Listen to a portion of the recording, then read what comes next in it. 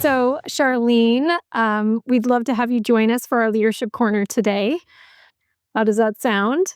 Sounds great. Okay. I can go on and on about leadership. Yes. So, a number of our listeners have weighed in and asked for advice on self-promotion, particularly our female listeners, but not all, male listeners as well. And you have always done this so beautifully, Charlene. You're my idol when it comes to self-promotion and doing it so authentically and naturally, and it, just works. And so I was hoping you could share some wisdom here. And here are my questions. Was this something that came naturally to you or something that you really had to work at? Was there a defining moment in your life, career, that made you realize this was something worth investing in? And what are your do's and don'ts when it comes to self-promotion? Yeah, I was an analyst at Forrester Research, and there we just publish a ton of work. You're just constantly publishing. And I started a blog in 2004 and the pretense that, well, if I'm covering social media, I should probably be practicing it. So I got permission to do a blog, and we had no idea how much it would blow up. And so I got a lot of practice just writing lots and lots and lots of content on a constant basis and commenting and just building that following. And here's the thing that I realized, and it was an extension of what I did at Forrester. It was never about me. And so I would take issue with the idea of self-promotion because I've never created a piece of content to promote myself. Everything that I do is in service of my audience, and in particular of a particular persona who I am serving. I'm very clear. Again, this is like the classic way of marketing and content. I'm writing to a particular person who has a particular set of problems. I have secondary and tertiary personas too. My content team, I have a team of people who help me create the content, understand who those personas are and what the objectives are. And so, like any good content plan, you need one for yourself. Like, who is the person that you are writing for? Who are you trying to influence? Who do you want to have a conversation with? And so my biggest do is that, to be really clear about that and solve people's problems. And everything I write, there's a bit of a framework and analysis, and there's always something practical that you can do. Because I can't stand, okay, theory. Good luck, figure out what to do with that. I want to give some guidance and some case studies or something to give you an idea, like, how do you solve that problem?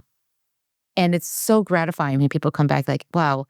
And they literally say, they quote a piece and like, this was so helpful. This is the result. This is the action.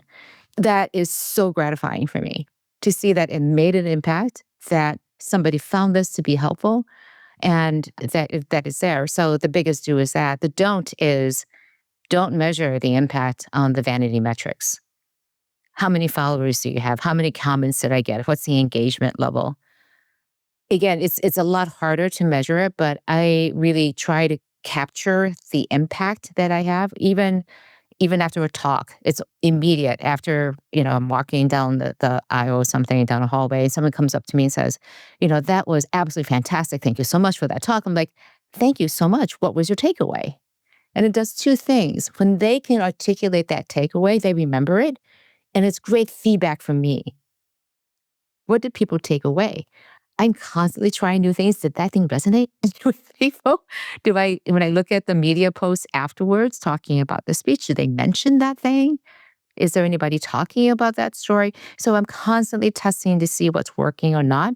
But again, I'm looking for impact. I'm looking for the outcomes that come from the work that I do.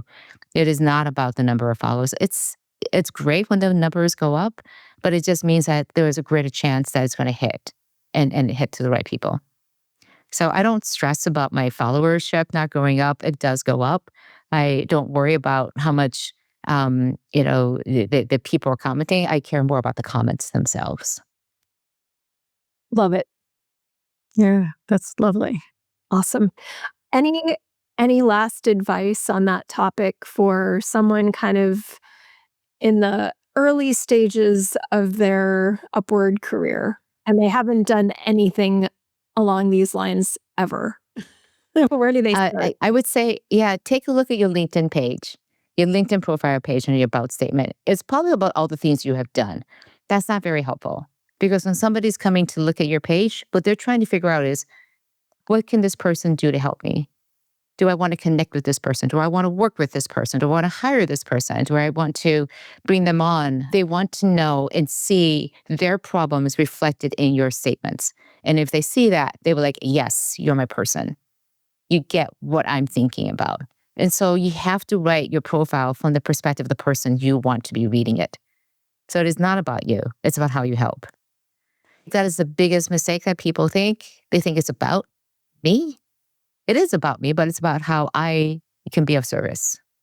Because that's what LinkedIn is. It's not your Facebook page. It is about how you are going to work with other people. It's a professional network. So be really clear about that. The worst thing you can do in any sort of networking situation is to say, someone goes, well, what are you looking for? And they go, well, I'm looking for anything. I'm looking for any work. No, that doesn't help because people can't help you. So be really specific about what it is that you do, how you provide value, what makes you get up and shine in the morning. These are the things that people really want to know so that they can connect deeper with you. Beautifully put. Thank So you so much, great. Charlene. Thanks so much for joining us. We've been looking forward to this, and unsurprisingly, this was just delightful. So thank you so much for making time for the Meg and Amy Show. And good luck with the book promo. Thank you so much. Yeah.